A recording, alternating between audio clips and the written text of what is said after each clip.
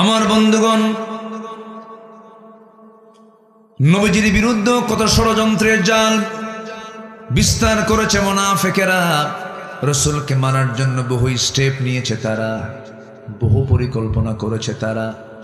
একটা ছোট্ট ঘটনা মনে পড়ে গেল আমার নবীজির জীবনে। বহু তিনি সফর করেছেন, অভিযানে বের হয়েছেন। নবীজির মদিনার জিন্দেগীর একটা ঘটনা, মুনাফিকরা কত ষড়যন্ত্র করে দেখেন।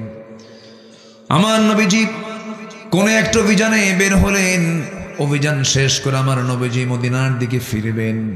এমন সময় নবীজির সে অভিযানে নবীজির স্ত্রী আমাদের আম্মা জান আয়েশা সিদ্দিকা তার সফর সঙ্গী ছিলেন।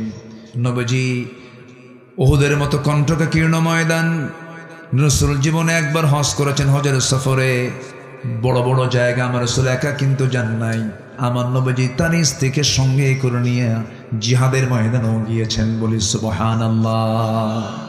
বউ হচ্ছে সবচেয়ে শ্রেষ্ঠ সাথী, স্ত্রীর চাইতে বড় সাথী পৃথিবীতে আর নাই। বউকে সাথে নিয়ে চলা সুন্নাত। বলি আলহামদুলিল্লাহ। বউকে সাথে নিয়ে চললে অনেক উপকার আছে, ফায়দা আছে। আপনি বউকে সাথে নিয়ে চললে আপনার চোখ এদিক সেদিক যাওয়ার কোনো সুযোগই নাই। ও এক মহান দারোগা।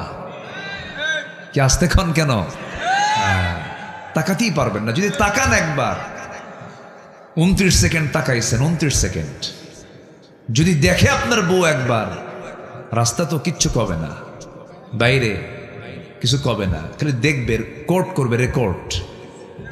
বাড়িতে ঢুকছেন আপনি, সন্ধ্যার পর ডাকছেন, ঝর্ণা সন্ধ্যা কোথায় তুমি? তোমার ঝর্ণা সন্ধ্যা। তুমি ছায়া থাকো আরেক দিকে, তোমার নজর আগে ঠিক করো। বউ হচ্ছে ইমানের পাহারাদার। বলি আলহামদুলিল্লাহ। আমার নবীজি জীবনে কয়বার হজ করেছেন বলেন? কয়বার? আম্মা জান আয়েশা বলেন, রাসূল যখন হজ শুরু করবেন, ইহরামের কাপড় বাঁধবেন, আমার সাথে রাসূল আগে সহবাস করলেন। এরপর ফরজ গোসল সম্পূর্ণ করে ইহরামের কাপড় তিনি বাঁধলেন। নবীজির হজ জীবনে একবার, বউ সহ। কোন সফরে বের হলে বউ সহ যাওয়া সুন্নাহ। বলি আলহামদুলিল্লাহ। বউকে খুব কাছে কাছে টানতে হবে। বউ হচ্ছে জীবন সঙ্গী। রাসূল ইন্তেকাল করেছেন, তার শেষ কথা হয়েছে কার সাথে? স্ত্রীর সাথে। বন্ধন থাকতে হবে। আমার মায়েরা আছে কিনা, শুনতেছে কিনা ওয়াজগুলো? মাদের ব্যাপারে তো কিছু ওয়াজ হওয়া দরকার। তারা অনেক আসে, কিন্তু তাদের ওয়াজ অনেক সময় মাইনাস হয়ে যায়। কিন্তু মারা মাহফিলও আসে বেশি, মার্কেটও যায় বেশি। সমস্যা এই জায়গায়। মাহফিলে এসে পর্দা থাকলেও মার্কেটে কোনো পর্দা থাকে না। কাপড় চোপড় খুইলা চলে যায়, নতুন নতুন কাপড় চোপড় সুন্দর করে সাজগুজ কইরা, চুল টুল ছেড়ে দিয়ে সাইড একখান ব্যাগ নিয়া দোকানদারের সামনে গিয়া ঠ্যাং একখান তুলে দিয়া দোকানদারকে এত সুন্দর করে কথা বলে, ভাইয়া একটা শাড়ি দেখানো যাবে কি? মানে এত সুন্দর মাখরাজার সিফাত ভাষা। দোকানদার তো শীত হয়ে পড়ছে।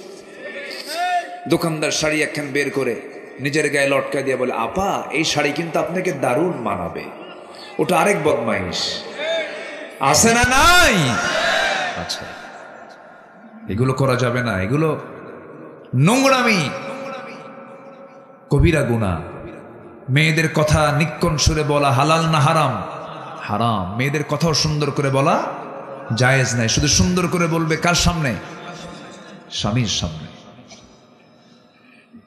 আমার বন্ধুগণ, কথার তো কোনো থা নাই। মূল পয়েন্টের দিকে চলে আসি। মুনাফিকি আমার নবীজি সেই বড় অভিযান থেকে যখন ফিরে আসবেন, সঙ্গে ছিলেন আম্মা জান আয়েশা। রওনা দিলেন। রওনা দেওয়ার প্রাক্কালে রাসূল বললেন, সাহাবীরা শোনো, আমরা তো সবাই মদিনার দিকে ফিরতেছি। যদি কেউ বাদ পড়ে যায়, আমি একজনকে দায়িত্ব দিচ্ছি, সাফওয়ান তুমি এই দিকে আসো। সাফওয়ান তোমার দায়িত্ব হলো বাদ পড়ে যাওয়া সাহাবীগুলোকে তুমি সঙ্গে করে নিয়ে এক জায়গায় করে মদিনায় পৌঁছায় দিবা। তুমি রাস্তাঘাট ভালো চেনো। দায়িত্বপ্রাপ্ত সাহাবীকে দায়িত্ব দিয়ে দিলেন। রওনা দিয়েছেন মদিনার উদ্দেশ্যে।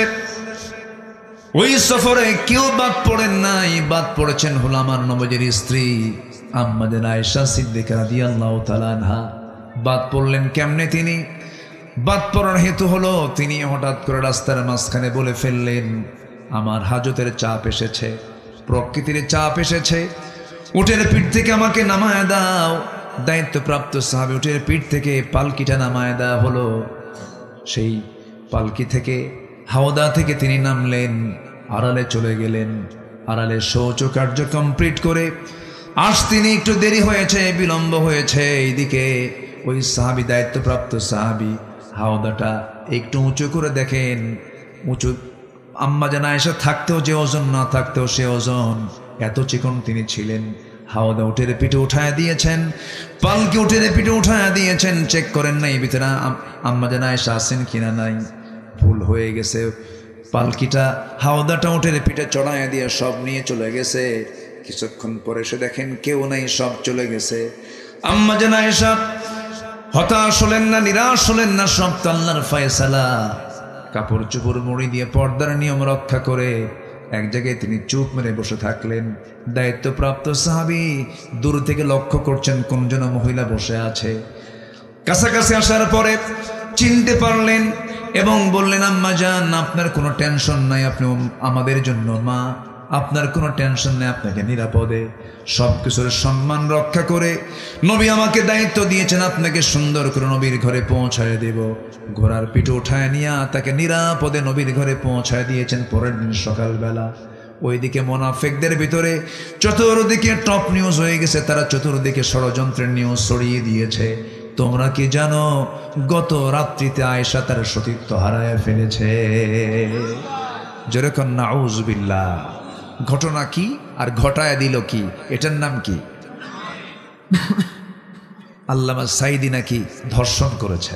হ্যাঁ, কোন তো এটা কি শয়তানও বিশ্বাস করবে বলেন? সম্মানিত ভাইয়েরা, শাইখুল হাদিস আল্লামা আজিজুল হক রাহিমাহুল্লাহ সেই 1999-2000 সালে জেলখানায় তাকে ঢুকিয়ে অজুর পানি পর্যন্ত দেওয়া হয়নি। তার ছেলে আল্লামা মামুনুল হক তাকে গ্রেফতার করে তাকেও ধর্ষণের মামলা দিয়েছে। তার বিরুদ্ধে গরু চুরির মামলা দিয়েছে। সাবেক শিক্ষামন্ত্রীর নামে ভ্যানিটি ব্যাগ চুরির মামলা দিয়েছে। এই সমস্ত কাজগুলো ইমানদারের না মুনাফিকদের? কাদের কাজ বলেন, কাদের কাজ? মুনাফিকদের। আমার নবীর বিরুদ্ধে, অর্থাৎ আম্মা জান আয়েশার বিরুদ্ধে মানিত নবীর পরিবারের বিরুদ্ধে এই চতুর্দিকে যখন এই গুজব রটালো, নবীর কানে সংবাদটা গেল, নবীজি শুনলেন। শুনেই বলছেন, আয়েশা, কি যেন একটা কান কথা আমার কানে আসলো, কেমন যেন লাগতেছে আয়েশা। আমার মনে হয় তোমার এই কথা আমার শোনার পর তোমার মনে হয় আমার বাড়িতে না থেকে তোমার বাবার বাড়িতে যাওয়াটাই উত্তম। বলুন, বিয়ের পর একটা নারীর প্রিয় জায়গা হয় বাবার বাড়ি না স্বামীর বাড়ি? বলেন, কার বাড়ি? একটা মহিলাকে কোথায় মানায় তখন? স্বামীর বাড়িতে মানায়। সঙ্গে সঙ্গে আম্মা জান আয়েশার চোখে পানি চলে এলো।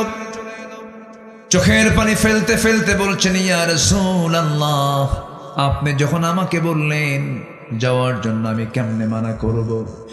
আপনি যখন আমাকে চূড়ান্ত সিদ্ধান্ত জানায়া দিলেন, আমি কেমন করে তাও আনুগত্যের খেলাফ করব? আমি চলে যাচ্ছি আমার বাবার বাড়ি, আমি চলে যাচ্ছি আমার মার বাড়ি। তবে একটা কথা জেনে রেখে দিয়ে, ইয়া রাসূলুল্লাহ, আমার ব্যাপারে যে চূড়ান্ত সিদ্ধান্ত আপনার সঙ্গে আমার বিয়ের ব্যাপারে হয়েছিল, এই বিয়ের পয়গাম কিন্তু আল্লাহ নিজে দিয়েছিলেন। এই বিষয়ে আমি কারো কাছে অভিযোগ দেব না, আমি কারো কাছে বলবো না। এই বিষয়টার ফয়সালা আমি চাই আমার আল্লাহর কাছে। জোরে বলে সুবহানাল্লাহ। ওমান ইয়াতাওয়াক্কাল আলাল্লাহ ফাহুয়া হাসবুহ। যে ব্যক্তি আল্লাহর প্রতি তাওয়াক্কুল করে তার জন্য আমার আল্লাহই যথেষ্ট হয়ে যান। মুনাফিকরা হাসাহাসি শুরু করলো, কারণ স্বামী এক জায়গায়, বউ আরেক জায়গায়। কি কথা কি বুঝতেছেন না? স্বামীর এই নিউজে মুনাফিকরা কি বেজান না খুশি? খুশি। যাক, পেঁয়াজ একখান লাগায় দিছি। আমার বন্ধুগণ, আম্মা জান আয়েশা চলে গেলেন। বাবার বাড়ি গিয়ে আরাম পান না। বাপটা ভালো করে কথা বলেন না, কারণ বাবা হচ্ছেন আমার নবীজির 1 নম্বরের সাহাবী আবু বকর সিদ্দিক রাদিয়াল্লাহু তাআলা আনহু। কথা বলতেছেন না, মাও কথা বলে না। রাতের বেলা সেজদার মধ্যে চোখের পানি ফেলে ফেলে কান্দেন আর বলছেন, আল্লাহ তুমি তো জানো আমার মনের অবস্থাটা, এত বড় দুঃসময় পার করছি, আল্লাহ মেহেরবানি করে ফয়সালাটা দিয়ে দাও। চিকন মানুষ আম্মা জান আয়েশা ছিলেন, এত চিকন, খাওয়া দাওয়া বন্ধ হয়ে গেছে, আরো কাঠখড়ি হয়ে গেলেন। চিকন হতে হতে স্বাস্থ্যহীন হয়ে পড়লেন। মুনাফিকরা ওইদিকে আনন্দ উল্লাস করতেছে। নবীজি ঘুমাতে যান, নবীজি ঘুমাতে পারেন না, সেজদায় পড়ে পড়ে কান্দেন। বিছানায় চলে যান, হাতটা আগায় দেন, আয়েশা বুঝি আছে, আয়েশা নাই, বুকটা খান খান হয়ে যায়। নবীজির কান্না থামে না, আম্মা জান আয়েশার কান্না থামে না, সাহাবীরাও কান্দেন। এই যে একটা দুঃসময়, এই যে একটা চরম ক্রাইসিস সৃষ্টি করেছিল কারা? মুনাফিকেরা। এই মুনাফিকেরাই এই 16 বছর জেলখানা আলেম দিয়ে ভরাইছিল। আমি নগণ্য গোলাম, আমাকেও যেতে হয়েছিল, কোনো দোষ করি নাই। আমার জানা মতে আমার দোষ ছিল একটাই, কোরআন থেকে কথা বলা। 2018 সাল আমাকে ধরে নিয়ে চলে গেল। ঢুকলাম ভিতরে, ঢুকিয়ে দেখি এক মুরব্বীর সামনে দাঁড়ানো, বয়স প্রায় 85 বছর। 85 বছরের কি বুড়া মানুষ না?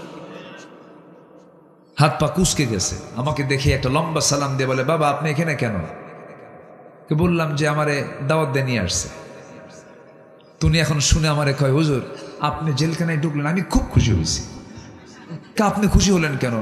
দূর থেকে ওয়াজ শুনি, কাছে যেতেই পারি না, মুসাফাও হয় না, মজা করে কথা বলবো তাও হয় না, আপনি এত কাছে আসছেন, এই চান্স কি আর ছেড়ে দেওয়া যায় না? খুব খুশি হয়েছে। বললাম আপনার বিরুদ্ধে মামলা কি? কে বোমা হামলা, বোমা হামলা, বিস্ফোরক মামলা দিছে। বিস্ফোরক মামলা মানে হচ্ছে ওই 85 বছরের বুড়া লোকটার হাতে ককটেল ছিল বা বোমা ছিল, বোমা মারছে। বলেন তো ওই হাতের কি সেই ফিটনেস আছে?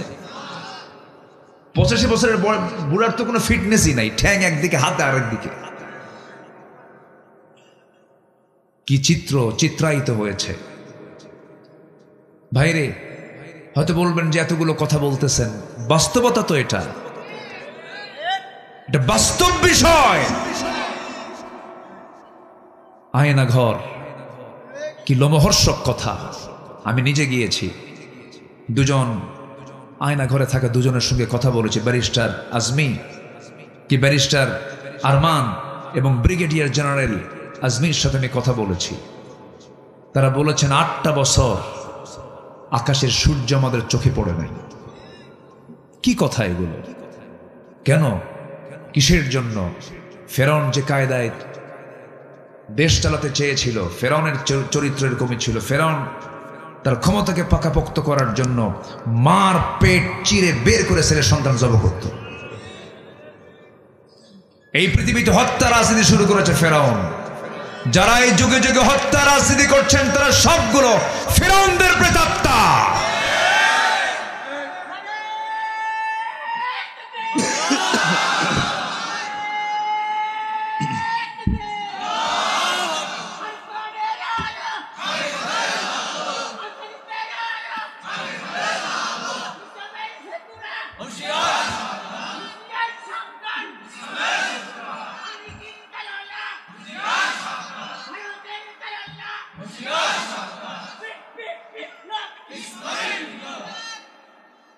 সম্মানিত ভাইয়েরা, আলোচনা চালাবো, কোনো সমস্যা নাই তো? জোরে বলি ইনশাআল্লাহ, জোরে বলি ইনশাআল্লাহ। আপনি যে দলই করুন, শুধু বলবো তাআলাউ ইলা কালিমাতিন, কালিমার দিকে চলে আসেন, নামাজের দিকে চলে আসেন, আল্লাহর দলের দিকে চলে আসেন, জান্নাতের রাস্তায় চলে আসেন। সব পথ ছেড়ে দিন, ইহদিনাস সিরাতাল মুস্তাকিম, এই দিকে চলে আসেন। বাঁচবো কয়দিন ভাই? কয়দিন বাঁচবো আমরা? ঘুরে ফিরে আমাকে আল্লাহর সামনে হাজিরা দিতে হবে। লজ্জা নিয়ে দাঁড়াবো না সম্মান নিয়ে দাঁড়াবো? লজ্জা নিয়ে দাঁড়াবো না সম্মান নিয়ে দাঁড়াবো? সম্মান নিয়ে দাঁড়াবো।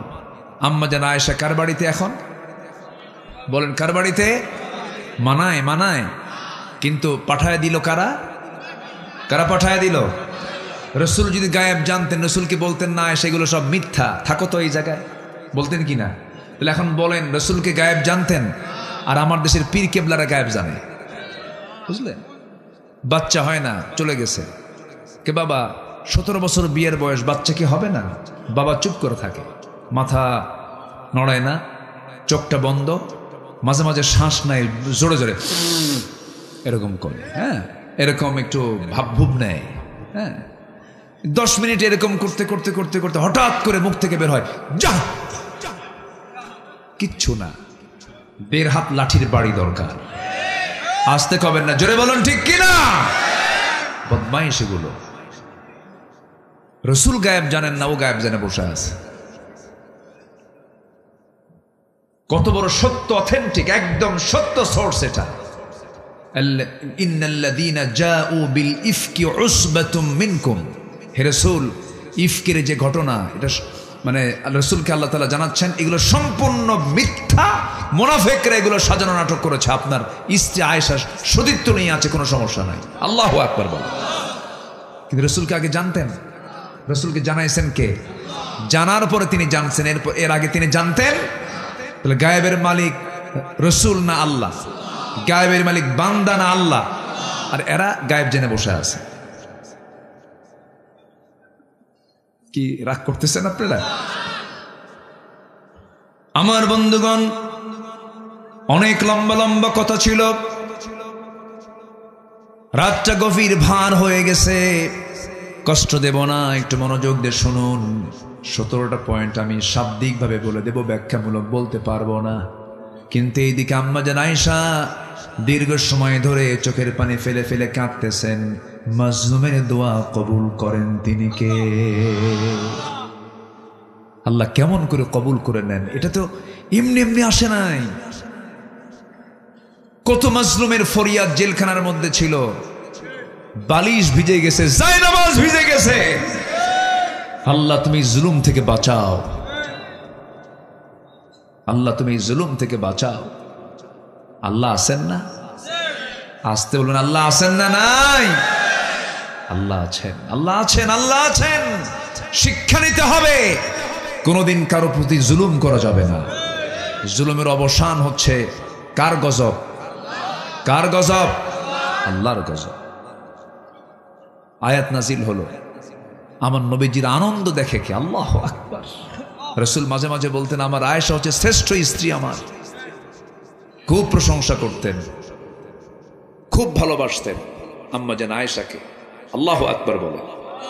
বয়সটা কম ছিল, বয়সটা কি ছিল? কম ছিল, কিন্তু খুব মেধাবী ছিলেন, সুপার কম্পিউটার। 6 লক্ষ হাদিসের তিনি হাফেজা ছিলেন। রাসূল যা বলতেন, বলতে দেরি, তার রেকর্ড হতে দেরি নাই। শুধু আম্মা জান আয়েশাকে বিয়ে করেছেন কারো অর্ডারে? হাদিসগুলোকে সংরক্ষণ করার জন্য। বাতিল নাস্তিকের বাচ্চারা বোঝে না, জানে না, মিথ্যা তথ্য দিয়ে রসুলকে জেনাকার বানায় দেয়। এই ব্লগারগুলোকে চিহ্নিত করা দরকার, এই নাস্তিকগুলোকে চিহ্নিত করা দরকার। যখন কি বলে, জাহাঙ্গীরনগর ইউনিভার্সিটির সেই কুখ্যাত ধর্ষক ধর্ষণের সেঞ্চুরি করে মিষ্টি বিতরণ করেছিল। এই সমস্ত কুলাঙ্গার নাস্তিকদের ধরে প্রকাশ্যে ঝুলায়া এ রক্ত মাংস হাড় হাড্ডি কুত্তা বিলাই দিয়ে খাওয়ানো দরকার। এগুলো বদমাইশ। এই জমিন শাহজালালের জমিন, এই জমিন শাহ মাকদুমের জমিন, এই জমিন খুলনায় শুয়ে আছেন খান জাহানের জমিন। এই জমিন কোন নাস্তিক মুরতাদদের জন্য বৈধ হতে পারে না। কষ্ট নিচ্ছেন নাকি আপনারা? সম্মানিত ভাইয়েরা, আমার নবীজি আয়াত নাজিল হলে আনন্দ দেখে কে? রাসূল দৌড় মেরে চলে গেছেন শ্বশুর বাড়িতে। মুনাফিকরা কি কষ্টটা দিল? নবীজি গিয়ে বলছেন, আমার হুমায়রা গেল কই? রাসূল হুমায়রা বলে ডাকতেন লালি। হে লাল টুকটুকে নারী, হে লাল টুকটুকে মহিলা, তুমি কোথায়? মেয়েদেরকে যখন আপনি প্রশংসা সুযোগ শব্দ ডাক দিবেন, মেয়েদের যত রাগ সঙ্গে সঙ্গে আল্লাহ তা মিটাইয়া দেন। রাসূল সব কিছু বলে দিয়েছেন। নবীজির চারটা স্ত্রী একদিন নবীর সামনে দাঁড়িয়ে বলছেন, ইয়া রাসূলুল্লাহ, আমাদের মধ্যে গন্ডগোল লাগছে। কি গন্ডগোল? আপনি সত্যি করে বলুন তো, আপনি চারজনের মধ্যে কাকে বেশি ভালোবাসেন? রাসূল বলছেন, এমন প্রশ্ন করেছো, গন্ডগোল লাগবে তো দেখতেছি। আমি কার নামটা বলবো এখন চিন্তা করতে হবে। যাও, কালকে সকালে বলে দেব। চারজনকে চারজনের ঘরে পাঠায়া দিলেন। নবীজি ব্রেন বের করলেন, চিন্তা করলেন।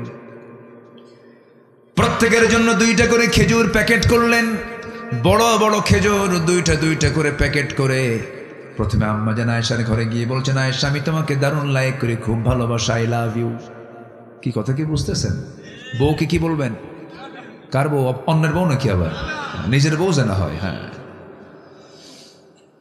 আমার নবীজি এই কথা বলেই 2টা খেজুর হাতের মধ্যে ঢুকায় দিয়ে বলছেন, এই যে গোপনে তোমার ঘরে এসে 2টা খেজুর দিয়ে গেলাম, এই তথ্য যেন অন্য কোনো বইয়ের কানে না যায়। দ্বিতীয় স্ত্রী ঘরে গিয়ে একই আচরণ করলেন, তৃতীয় স্ত্রীকে একই আচরণ করলেন, চতুর্থ স্ত্রীর ঘরে গিয়ে 2টা খেজুর দিয়ে আসলেন। পরের দিন সকালবেলা চারজনই বুক ভরা আশা নিয়ে নবীর সামনে বসে বলছে, হুজুর, আপনি আজকে প্রকাশ করে দেন, আপনি কাকে সবচেয়ে বেশি ভালোবাসেন? রাসূল মুখখান মুচকি হাসি মেরে বললেন, শোনো রে, গত রাত্রে আমি যার ঘরে গিয়ে 2টা খেজুর আমি লুকায় দিয়ে আসছি, আমি তাকেই সবচেয়ে বেশি ভালোবাসি। যা, সুবহানাল্লাহ। কি পদ্ধতি রাসূল অবলম্বন করেছেন, আল্লাহু আকবার বলবেন না? একদিন আম্মা জান আয়েশা আরেক স্ত্রীর ব্যাপারে বলছেন, ও তো খাটো।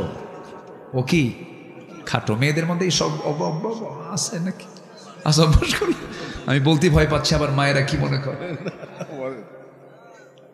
শুধু বলেছেন হাফসা তো একটু খাটো।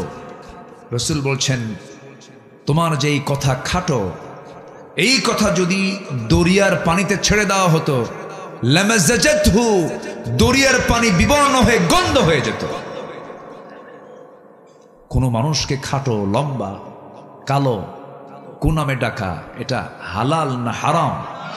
হালাল না হারাম? বউ একটু কালো, 3 দিন পার হয়ে গেছে, নতুন বিয়ে করছে, 3 দিন টের পায় নাই। 3 দিন পরে মন কালো, কেরে কি হয়েছে তোমার? কেমন বিয়ে করছি, বউটা কালো। সুমনের বউ দেখতে এত সুন্দর, দেখছেন, নজর গেছে সুমনের বউয়ের দিকে। অন্যের বউয়ের দিকে নজর গেলে কি নিজের বউ কখনো সুন্দর হয়? নিজের বউকে রাজরানী দেখতে হলে, সারা জীবন যদি রাজরানী দেখতে চান, পৃথিবীর কোনো নারীর দিকে নজর দেওয়া যাবে না। এটাই হচ্ছে কনসেপ্ট ভালো থাকার। আল্লাহ কবুল করুন, আল্লাহ কবুল করুন। হয়তো অনেক যুবকরা বলতেছে, হুজুর ওয়াজ তো ঠিকই করতেছেন, বিয়েই তো করি নাই। ও দেখেন কি চলে, দেখেন কি ঠিক, দেখেন মানে ওর বিয়ে শাদী করবে এখন প্রস্তুত, বাপেরা রেডি হয়ে যান। হ্যাঁ যুবকরা, তোমরাও প্রস্তুত নিয়ে নাও। যে যুবক বিয়ে করতে চায় সে ভালো থাকতে চায়, আর যারা বিয়ে করতে চায় না ওরা বাইপাস মারে, ঠিক কিনা? মুরব্বীদের এই বিষয়গুলো খেয়াল করতে হবে। বয়স হয়ে যায়, বিয়ে করে না, বলে এক পায়ে দাঁড়া। ও কি আরেক পায়ে দাঁড়ায় আছে নাকি? নিজের পায়ে দাঁড়া, ও তো অন্যের পায়ে দাঁড়ায় নাই। সময় হবে বিয়ে করায় দিতে হবে। রিজিকের ফয়সালা কার? রিজিকের ফয়সালা কার? কোন পাখির কি খাদ্য গুদাম আছে? আছে, খাদ্য গুদাম আছে। পৃথিবীর কোন প্রাণী, মানুষ ছাড়া কোন প্রাণীর কোন খাদ্য গুদাম লাগে? একমাত্র পিঁপড়া ছাড়া কেউ খাবার সংগ্রহ করে না, শুধুমাত্র পিঁপড়া। এছাড়া কোন প্রাণীর কোন খাদ্য গুদাম নাই। কথাগুলো শুনতে আপনারা কষ্ট পাচ্ছেন কিনা জানি না। সম্মানিত ভাইয়েরা, আমার নবীজি চলে গেছেন শ্বশুর বাড়িতে, গিয়ে আস্তে করে ডাকলেন, হুমায়রা তুমি কোথায়?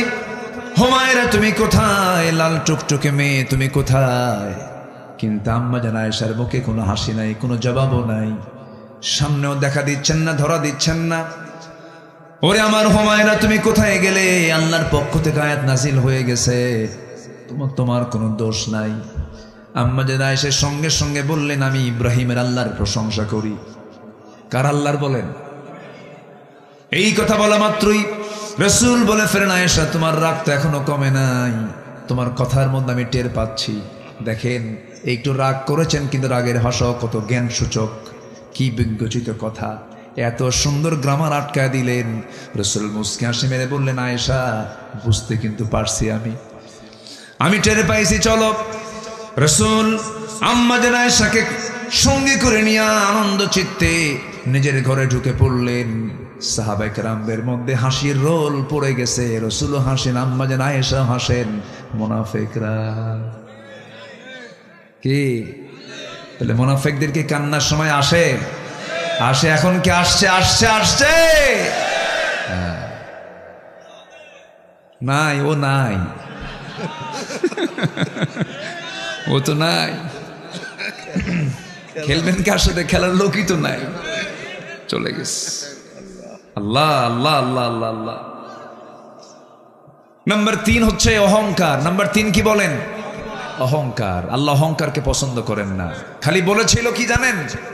এই পৃথিবীতে আকাশ এবং জমিনের সবচাইতে প্রথম যে অপরাধ হয়েছে সংগঠিত শয়তান কর্তৃক অহংকার। কি বলেন তো? অহংকার। পৃথিবীর প্রথম অপরাধ কি? অহংকার। আসমান এবং জমিনে প্রথম অপরাধ হয়েছে অহংকারের। খলাকতানি মিন নার ওয়া খলাকতাহু মিন তিন। আমি সেজদা দেব ওকে, মানবই না আমি আদমকে। অহংকার করে বসলো কে? ইবলিস। অহংকার করে বসলো। যখন বলে ফেলেছে রাজাকারের নাতিপুতিরা চাকরি পাবে, এটা কি বিনয়ের কথা না অহংকারের কথা? এই দেশ কি একার না সবার? একার না সবার? বাবার দোষ সন্তানের কাঁধে দিবেন কেন? দাদার দোষ নাতির কাঁধে দিবেন কেন? যুবকরা ভাবছিলাম মোবাইল আসক্ত হয়ে, মাদকাসক্ত হয়ে মনে নষ্ট হয়ে গেছে, কিন্তু ওরা যে জাতে মাতাল তালে ঠিক তা বুঝি নাই। ওরা জায়গা মতো চলে গেছে। 45 মিনিট টাইম দিয়েছে তারা। যুবকরা তোমরাই সবকিছু করতে পারবে। গ্রামকে সাজাও, তোমার গ্রামের মাতব্বরকে ধরো। যদি নামাজ না পড়ে বলবেন মাতব্বর নামাজ ধরেন, মাতব্বরই থাকবেন, হচ্ছে আপনার মাতব্বরই মানি না। কি ঠিক আছে কিনা বলেন? গ্রামের লিস্ট করবেন কারা নামাজ পড়ে কারা নামাজ পড়ে না। যারা নামাজ পড়ে না তাদেরকে দাওয়াত দিবেন।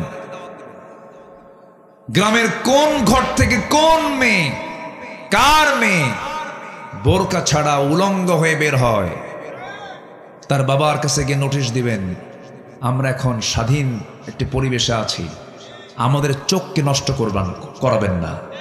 আমরা যুবক, আমাদের যৌবন আছে, আপনার মেয়েকে বোরকা পরায় দেন, আপনার গ্রাম ঠিক হবে, দেশ ঠিক হয়ে যাবে। কি দায়িত্ব আছে না নাই বলেন? তো আছে না নাই? এই কথাগুলো আমার মুখ থেকে কিন্তু বের হচ্ছে, আল্লাহ বের করে দিচ্ছে। আপনার গ্রামটাকে কু আনফুসাকুম ওয়া আহলিকুম নারা ইয়া আইয়ুহাল্লাযীনা আমানু। আল্লাহু আকবার বলেন। কি সুন্দর কনসেপ্ট। রাগ করলেন?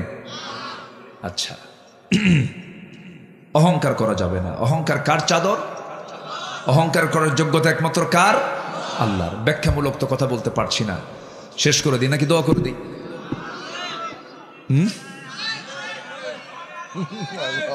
আরো চলো, হুজুর মরুক। আর আপনার ঢাকেন নাই কেন? প্রচন্ড কুয়াশা আসতেছে, বাতাস লাগতেছে, একটু ঢেকে রাখা দরকার ছিল। আমাদের ক্ষতি হয় এতে, বাতাসগুলো লাগে, ঠান্ডা লেগে যায়। মাহফিল তো এক রাত না, সব রাত, এটা খেয়াল রাখতে হয়। একটু বসেন। এত সুন্দর মানুষ গেফারি ভাই, দেখেন কোনো লোকের কোনো নড়াচড়া নাই। আলহামদুলিল্লাহ, ভদ্রচিত আচরণ আপনাদের। আলহামদুলিল্লাহ, আলহামদুলিল্লাহ বলেন। আমরা খেলবো না, আমরা তাদেরকে নসিহা করব। জোরে বলি ইনশাআল্লাহ। আমরা এত ফালতু শব্দ উচ্চারণ করি না, খেলা হবে এগুলো আমাদের বলার দরকার নাই, ঠিক কিনা? আসুন সবাই আমরা এক দলে চলে আসি। কার দল? আসতে বলবেন না, কার দল? আল্লাহর দল। হাইয়া আলাস সালাহ, বাস কিচ্ছু না। হাইয়া আলাল ফালাহ, সব আসো মসজিদে ঢুকে পড়ো, এক ইমামের নেতৃত্ব মানো, ওই ইমাম নিয়ে তোমরা জান্নাতে চলে যাও। আল্লাহ কবুল করুন। নাম্বার 4, কুফরি করা। কি করা? কুফরি করা যাবে না, অবাধ্যতা স্বীকার করা যাবে না। আল্লাহ তাআলা এগুলোকে পছন্দ করেন না, জাহান্নামের কাজ। নাম্বার 5 হলো আল্লাহ রাসূলকে কষ্ট দেওয়া। আল্লাহ রাসূলকে কষ্ট দেওয়া মানে তার সুন্নাহকে না মানা। যেমন রাসূল বলেছেন, কাসসুশ শারিব ওয়া আফুল লিহিয়া, মোছটাকে ছোট করো, দাড়িকে ছেড়ে দাও, দাড়িকে বড় করে ফেলো। দাড়ি কাটতে যেও না, মুখটাকে ছোট করে ফেলো, কিন্তু গোটা দেশ যদি জরিপ করা হয়, আমার দেশে দাড়িওয়ালা লোক বেশি না দাড়ি ছাড়া লোক বেশি? আহারে কি বড় পোড়া কপাল। দাড়ি কেটে আপনি কার সুন্নাহ মানলেন, কার পদ্ধতি মানলেন? এগুলো রাসূলকে কষ্ট দেওয়া হয়। নবীর সুন্নাহকে যখন কোনো বান্দা মানবে, সেই নবীর সুপারিশ সেই বান্দার জন্য জুটবে। জোরে বলে সুবহানাল্লাহ। নাম্বার 6 হলো অভাবের ভয়ে সন্তানকে হত্যা করো না। লা তাকতুলু আওলাদাকুম খাশিয়াতা ইমলাক। অনেক লম্বা ব্যাখ্যা ছিল, আমার সময় পেলাম না। আজকের ডায়াগনস্টিক সেন্টারগুলো ম্যাক্সিমাম দেখবেন কিছু কিছু মহিলা গিয়ে সন্তান ছেলে না মেয়েটাকে চেক আপ করে ছেলে হলে পরে সন্তানকে জীবিত রাখে, মেয়ের সন্তান হলে পরে আবর্ষণ করে মেরে ফেলে। আছে কিনা বলেন? সন্তানকে মেরে ফেলতেছে। কি করে খাওয়াবো আমি? আগের যুগে সন্তানকে মেরে ফেলতো। সন্তান যখন ডেলিভারি হতো, সীমা তারা গর্তের কিনারে গিয়ে বসে থাকতো। সন্তান ডেলিভারি হতো, দেখতো ছেলে না মেয়ে, মেয়ে হলে পরে জীবন্ত পুঁতে মারতো, ছেলে হলে পরে সেখান থেকে তুলে নিয়ে আসতো। আগের যুগ ছিল একই স্টাইল, এখন হয়ে গেছে আরেকই স্টাইল।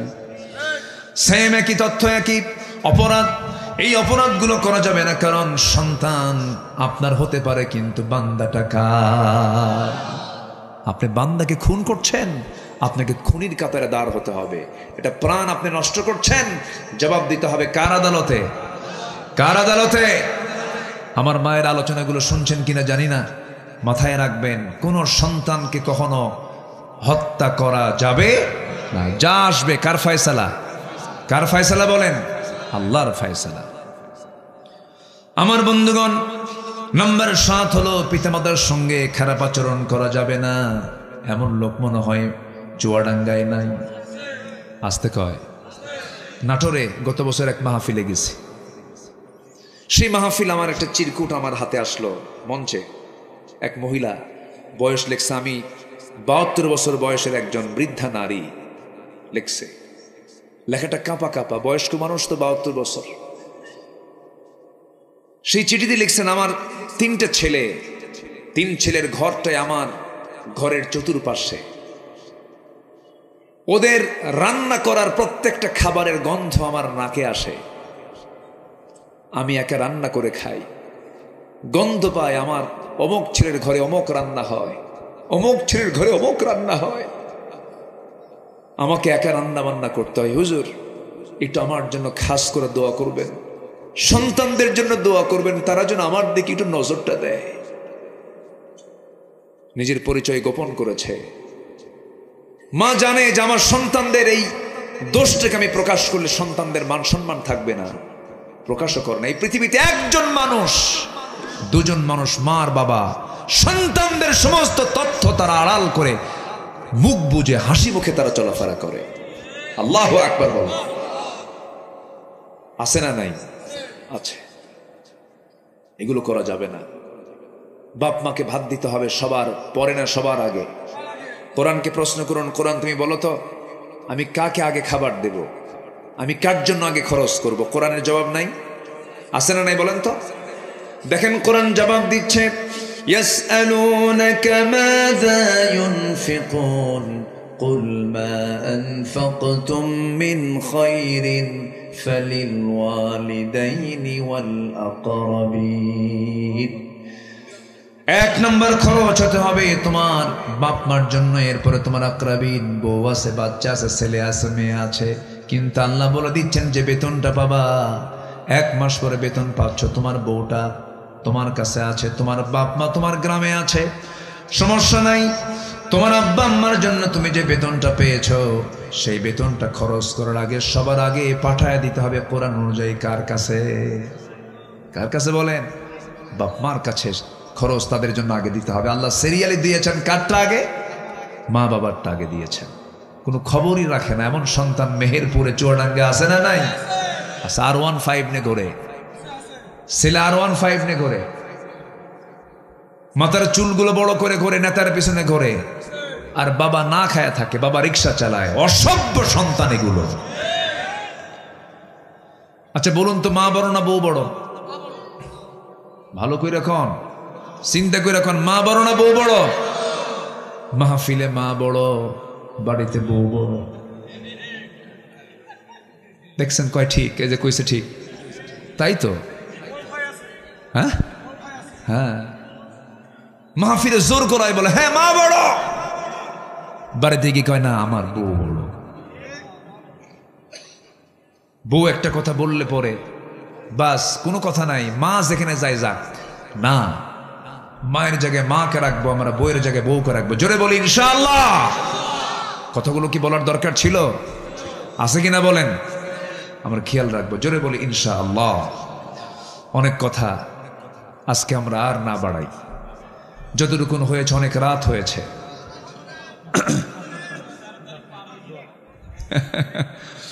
টাইম তো দেবেন, আপনারা শুনতে চান, কিন্তু অনেক রাত হয়েছে। আমরা যতটুকুন শুনেছি বলি আলহামদুলিল্লাহ।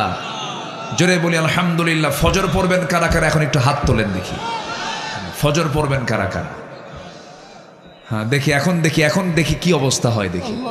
জোরে বলি ইয়া আল্লাহ, আমাদেরকে ফজর, জোহর, আসর, মাগরিব, ইশা 5 ওয়াক্ত সালাত নামাজ আদায় করার তৌফিক তুমি আল্লাহ দিয়া দাও। জোরে বলি আমিন আমিন আমিন। বাড়িতে সন্তানকে কন্ডিশন করবেন, নামাজ পড়বি ভাত খাবি, ঠিক কি না? নামাজ পড়বি ভাত খাবি। বউকে বলবেন পর্দা করবি, আমার সাথে থাকবি। আস্তে কয়, আস্তে কন কেন? পর্দা করবি, আমার সাথে থাকবি।